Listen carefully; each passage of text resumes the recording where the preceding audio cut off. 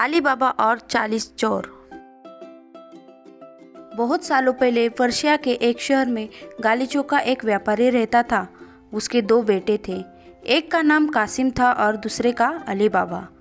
उनके पिता की मौत के बाद लालची कासिम ने भोले अली बाबा को धोखा देकर सारा कारोबार पर कब्जा कर लिया। अली बाबा अपनी बीवी और बच्चों का पेट पालने के लिए लकड़ी काटने और बेचने का काम करने लगा। एक दिन अली बाबा जंगल में लकड़ी काट रहा था और तभी उसने बहुत सारे घुड़सवारों की टोली देखी। वो तुरंत पेड़ के पीछे छिप गया।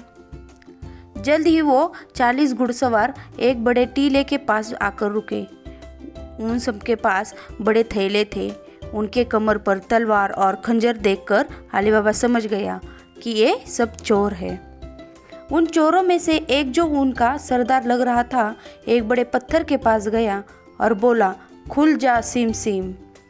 तुरंत वो पत्थर खिसक गया और गुफा का दरवाजा खुल गया। सारे चोर थैले लेकर गुफा के अंदर गए। गुफा का दरवाजा बंद हो गया। थोड़ी देर बाद गुफा का दरवाजा फिर खुला और सारे चोर खाली हाथ गुफा से बाहर आ गए। अली बाबा समझ गया कि चोर अपना खजाना यहाँ पर छुपाते होंगे। चोरों के जाने के बाद अली बाबा उस पत्थर के पास जाकर बोला, खुल जा सीम सीम, और तुरंत ही गुफा का दरवाजा खुल गया। गुफा के अंदर सोने, चांदी, कीमती बर्तन, हीरे, इन सब के ढेर लगे हुए थे। अली बाबा ने कुछ सिक्के थैले में भरे और अपने घर लौट गया। इतने सारे सिक्के देखकर उसकी बीवी दंग रह गई।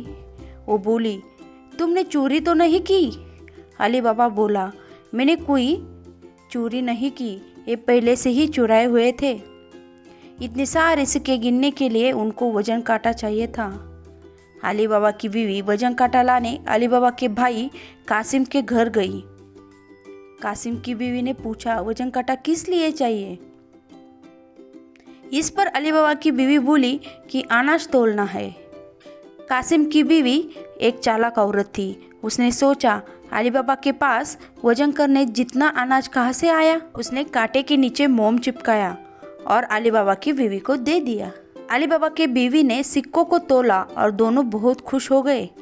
दोनों ने एक दूसरे से कहा कि इस राज को किसी को नहीं बताएंगे।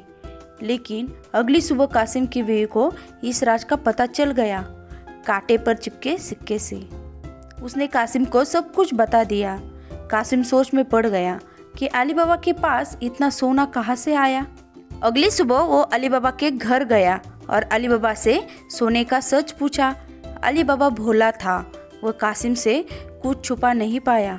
कासिम को पता चला कि उस गुफा में काफ़ी खजाना है और खुल जा सिम सिम बोलने से गुफा का दरवाजा खुलता है। अगले दिन कासिम 4 गधे लेकर उस गुफा के पास पहुंचा। उसने खुल जा सिम सिम बोला, गुफा का दरवाजा खुल गया। उसने काफ़ी सोना थैले में भरा और जब वह वापस निकलने लगा तो दरवाजे के पास रुका। कासिम खजाने की खुशी में वह जादुई शब्द भूल गया था। वो अंदर ही फंस गया। थोड़ी देर बाद चोर गुफा में पहुंचे। अंदर कासिम को देखते ही उन्होंने कुछ पूछे बिना कासिम को मार दिया। कासिम की बीवी ने अली बाबा को कासिम के गायब होने के बारे में बताया। अली बाबा समझ गया कि कासिम गुफा में ही गया होगा। अली बाबा ने गुफा में जाकर देखा तो वहाँ कासिम की लाश पड़ी थी। अली बाबा बहुत दुखी हुआ और गधे पे लाद कर कासिम की लाश को घर ले आया। घर आने पे कासिम की नौकरानी मारिया बोली कि हमें कासिम की मौत की वजह दुनिया से छुपानी होगी। मैं हकीम के पास उनके लिए दवाई लेने जाती हूँ। कल हम सबको बताएंगे कि कासिम की मौत बीमारी से हो गई। कुछ दिनों बाद इस सदमे से कासिम की बीवी की भी मौत हो गई। मारिया ने अली बाबा से विनती की कि उसे अपने घर पे काम पर रखें। अली बाबा मान गया। कुछ दिन बाद चोर गुफा में लौट आए। लाश को गायब देखकर वो समझ गए कि और भी कोई है जो उनका राज जानता है। पता लगाने के लिए वो सारे गांव में फैल गए। एक चोर हकीम के घर जा पहुंचा और पूछा कि हाल ही में इस गांव में किसी की मौत हुई है क्या? हकीम ने कासिम की मौत के बारे में बताया और बोला कि कासिम के बीवी की भी मौत हो गई है। उसकी एक नौकरानी है मारिया, जो अब अली बाबा के घर काम करती है। वो चोर ने अली बाबा का घर ढूंढा और रात को अली बाबा के घर पे निशान लगाया और अपने साथियों के साथ आकर अली बाबा को खत्म करने की सोची। सुबह मारिया ने अली बाबा के घर पर निशान देखा। उसको शक हुआ। उसने गली के सारे घरों पर वैसा ही निशान बनाया। आधी रात को चोर गांव में आ गए, लेकिन हर घर पर वही निशान देखकर निराश हो गए और वापस लौट गए। अगले दिन सरदार खुद पता लगाने आया। उसने घर की पहचान कर ली। वापस जाकर 40 गधे और 40 खाली पीपे खरीदे।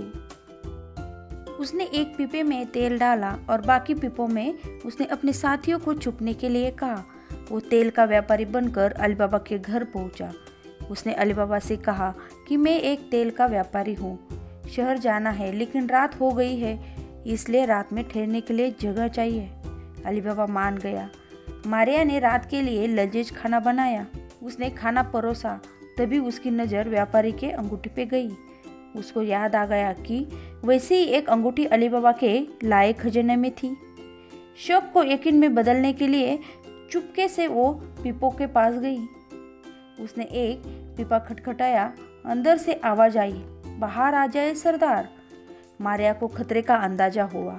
उसने सारे पीपों को झांक कर देखा तो उसे एक चोर छुपे हुए नजर आए। उसने तेल से भरे पीपे से तेल निकाला और एक बड़े से पतीले में उसको गर्म कर दिया। फिर उसने वो गर्म तेल हर पीपे में डाल दिया। इस तरह उसने सारे चोरों को खत्म कर दिया। आधी रात को जब सरदार अपने साथियों को जगाने के लिए वहां आया, उसने ढक्कन खोला तो वो डर गया। वो अपने ही जाल में फंस गया था। वो डर के मारे वहां से भाग निकला। सुबह मारिया ने सारी बात अली बाबा को बताई।